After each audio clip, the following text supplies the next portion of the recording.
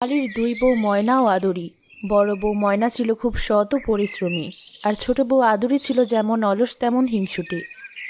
বড় বউয়ের এক সন্তান ছিল, এদিকে ছোট বউ আদুরি ছিল নিঃসন্তান।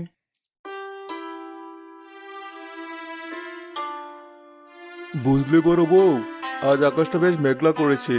এদিকে আমার মনটাও ভীষণ বিরিয়ানি বিরিয়ানি করছে। বিরিয়ানি? আমি তো ঘরে ঢোকার আগেই কেমন বিরিয়ানি বিরিয়ানি গন্ধ পাচ্ছি। শোনো আমার মেয়ের কথা, বিরিয়ানি রান্না করার আগে নাকি সে বিরিয়ানি গন্ধ পেয়েছে। দেখতে হবে না মেয়ে কার, যেমন বাপ তার তেমন মেয়ে। তোমরা দুজনেই তো বিরিয়ানি খুব পছন্দ করো।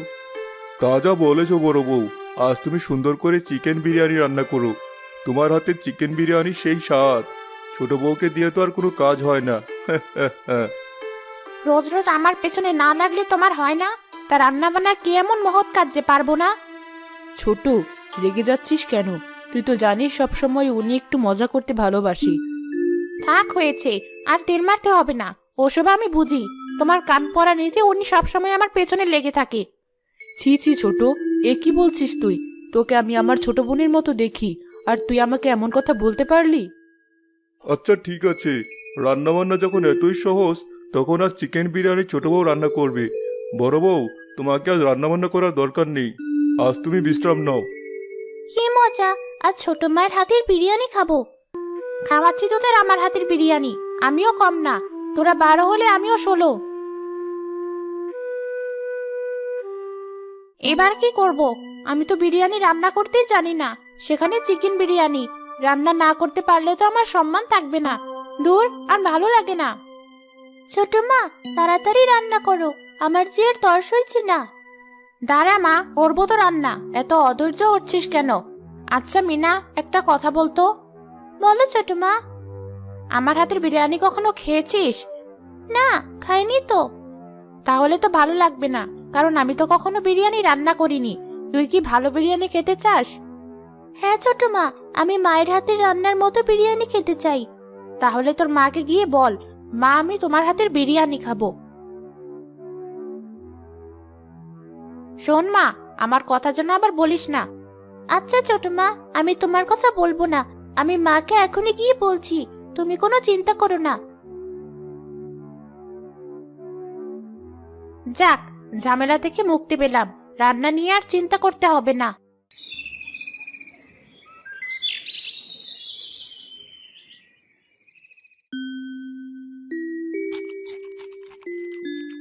আহ, কি স্বাদ!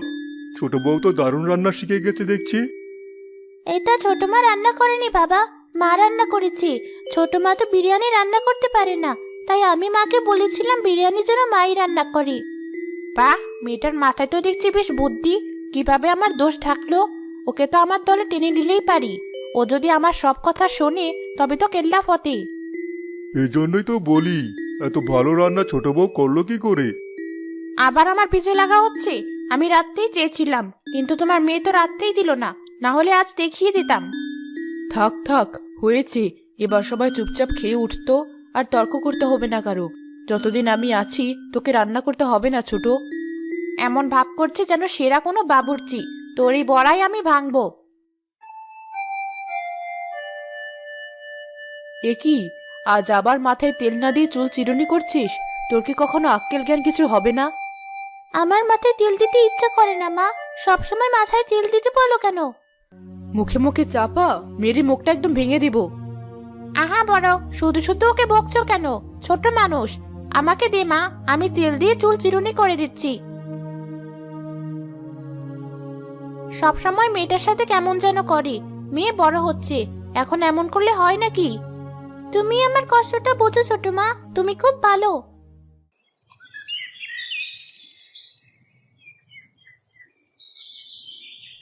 মা মিনা, উঠ এবার। উঠে খেয়ে স্কুলে চলে যা মা। কি হলো মিনা? প্রতিদিন সকালে তুমি আমার সাথে এমন কেন করো?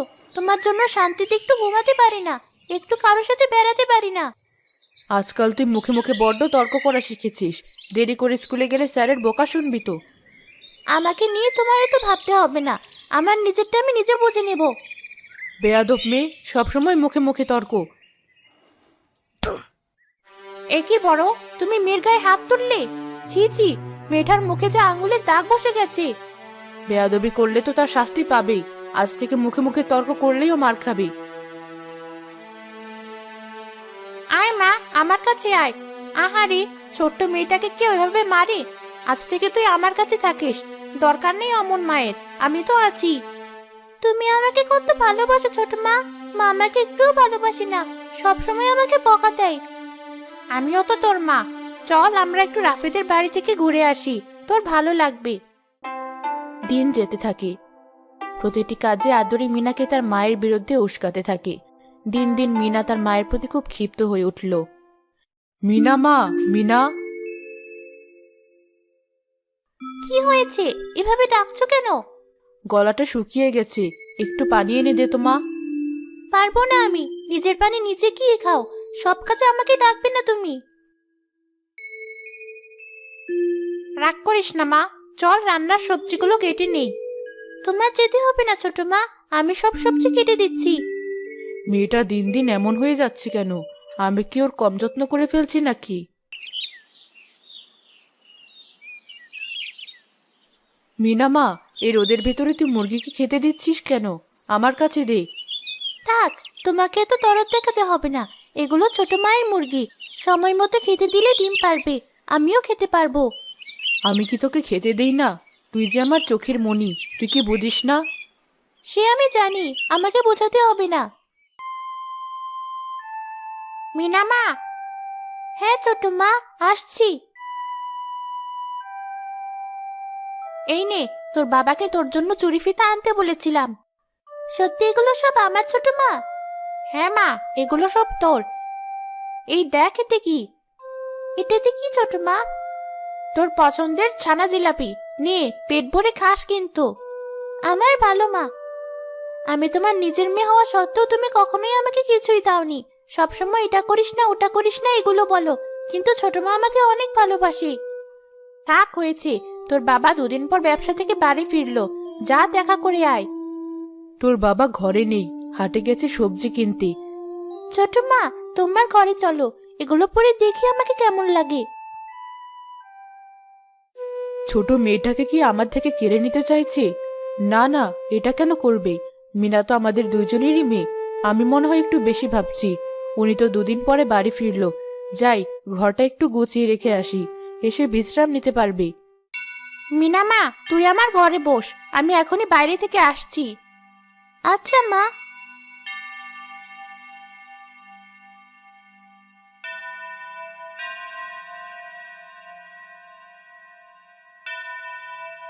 চলে এসেছো ছোট মা? হ্যাঁ, এলাম তো। দেখো তো আমাকে কেমন লাগছে। খুব সুন্দর লাগছে। ঘরটা তো একদম এলোমেলো, ওনারও হাট থেকে আসার সময় হয়ে গেছে। বড় নিশ্চয়ই একটু পরে ঘর গোছাতে যাবে। আমাকে এখনই মিনাকে নিয়ে ওই ঘরের দিকে যেতে হবে। কি হলো ছোট মা, এভাবে চুপ করে আছো কেন? তোকে দেখছি মা, আমার মেয়েটা কত বড় হয়ে গেছে। চল এবার তোর মাকে একটু দেখিয়ে আসি। না, মায়ের সামনে আমার একটুও যেতে ইচ্ছে হয় না। আরে চল তো।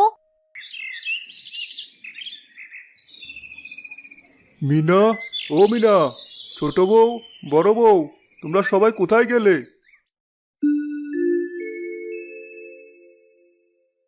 বাবা, বাড়ি এসেছো? বাহ, এত বড় মাছ এনেছো, এত বাজার।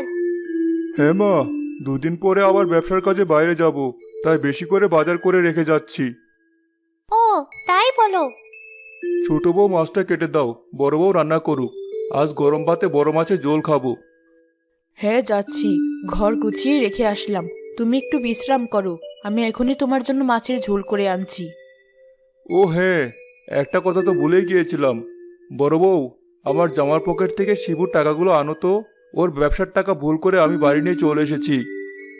আচ্ছা দাঁড়াও, আমি এনে দিচ্ছি।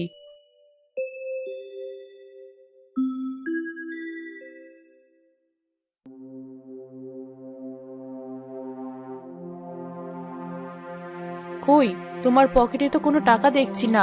তুমি ঘরে এসে দেখো। কি বলছো? এতগুলো টাকা খুঁজে পাচ্ছ না? ঘরে থেকেও আসেনি, একমাত্র তুমি ছাড়া বড়। তাহলে টাকাগুলো নিল কে? হ্যাঁ বাবা, তুমি বাজারে চলে যাওয়ার পর থেকে মাই তো ছিল ঘরে। কি বলতে চাইছিস? টাকাগুলো আমি নিয়েছি?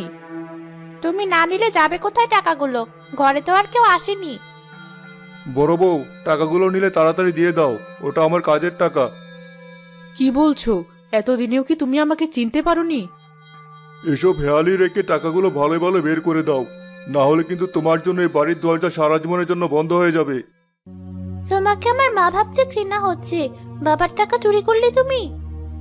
বেশ, কেউ যখন আমাকে বিশ্বাসই করছো না, তখন আজই আমি এ বাড়ি থেকে চলে যাব। এবার কোথায় যাব আমি? একমাত্র মেয়ে আমার, সেও আমাকে ভুল বুঝলো, একটাবার আমার কথা ভাবলো না। এই বুড়ো বয়সে আর কত খাটবো? এত দূর থেকে পানি নিয়ে গিয়ে কি এখন আর খেতে পারি? একটা যদি ছেলে মেয়ে থাকতো তবে কত ভালো হতো। ওটা কে? ফুফু না? ফুফুর মতোই তো দেখা যাচ্ছে। ফুফু, তুমি তুমি এই রাস্তায় কি করছো? ময়না, তুই? কতদিন পরে তোকে দেখলাম। আমি ওই খালে পানি নিতে এসেছিলাম। আমি তো ওই খাল পাড়েই থাকি। ফুপা মারা যাওয়ার পরে তোমাকে কত খুঁজেছি, এতদিন কেন আমাদের সাথে দেখা করনি? সে অনেক কথা মা, তোকে পরে সব বলবো। আগে বল তুই এখানে কি করছিস? সে কথা আর বলো না ফুফু, কপাল দোষে আজ ভিটে ছাড়া।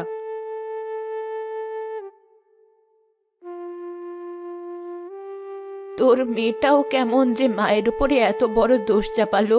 বাদ দে সেসব কথা, আমার বাড়ি চল, আজ থেকে আমার বাড়ি থাকবি।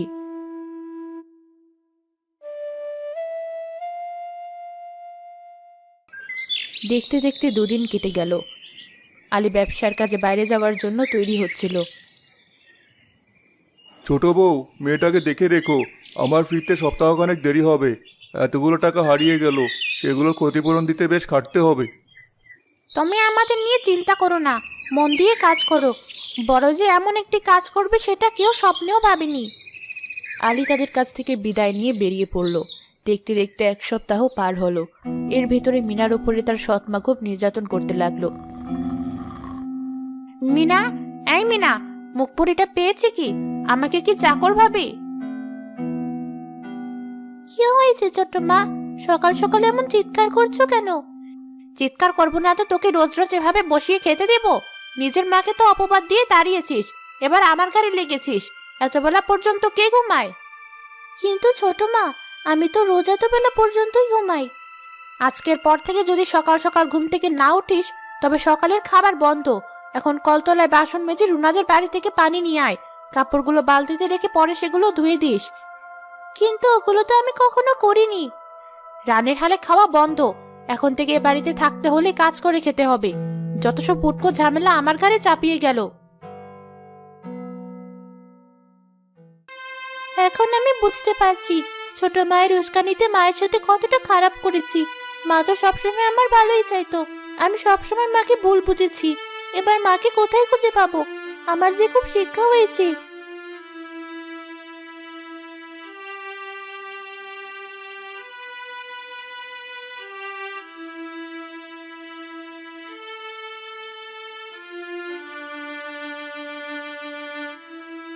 ছোট মা, আমাকে খেতে দাও, আমার খুব খিদে পেয়েছে। একেবারে দুপুরে খাস। যে কটা ভাত ছিল আমি খেয়ে নিয়েছি। এখন যা, দুপুরে রান্না বসা। কিন্তু আরেকটা কথা যদি বলিস, দুপুরের খাবারও বন্ধ। আর হ্যাঁ, আজ তোর বাবা ফিরবে। যদি মনের ভুলেও তোর বাবাকে কিছু বলিস, তবে তোকে বাড়ি থেকে সারা জীবনের জন্য বের করে দেব। তুমি খুব খারাপ। তুমি আমার মাকে শয়তানি করে বাড়ি থেকে তাড়িয়েছো। আমি এখন সব বুঝতে পারছি। বাবাকে সব বলে দিব। বুঝেই যখন ফেলেছিস তখন আর কি করা? এবার যে তোকে মরতে হবে। তোকে মেরে জঙ্গলের ধারেও নদীতে ভাসিয়ে দেব।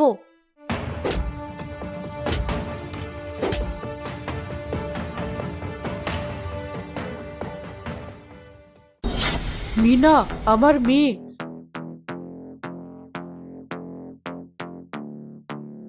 মিনা, মা, তুমি এসেছো? আর একটু হলে যে আমি মরে যেতাম। তোমরা এখানে? আমি জানতাম এসবের পেছনে তুই আছিস, তবে তুই যে শেষ পর্যন্ত আমার মেয়ের জীবন পর্যন্ত নিতে পারবি এটা আমি কখনোই ভাবিনি।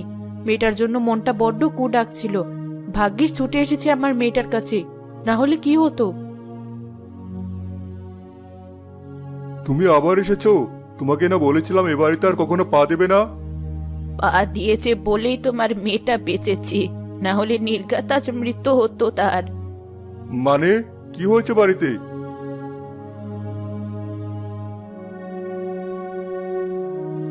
এত বড় সাহস তোর! তুই আমার মেয়েকে মারতে চাইছিলি? আমি তখনই বুঝতে পেরেছিলাম ওই টাকা ময়না কিছুতে নিতে পারে না। আমাকে ক্ষমা করে দাও, ভুল হয়েছে আমার। তুই যে ভুল করেছিস তার কোনো ক্ষমা নেই। তোর মতো কালসাপ দিয়ে আর কোনো বিশ্বাস নেই। দূর হ আমার বাড়ি থেকে।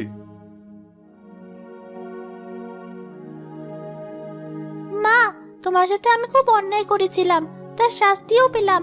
মায়ের থেকে আপনজন কেউ হয় না মা। আমি ভুল করেছিলাম, সেই ভুল থেকে খুব বড় শিক্ষাও হলো আমার।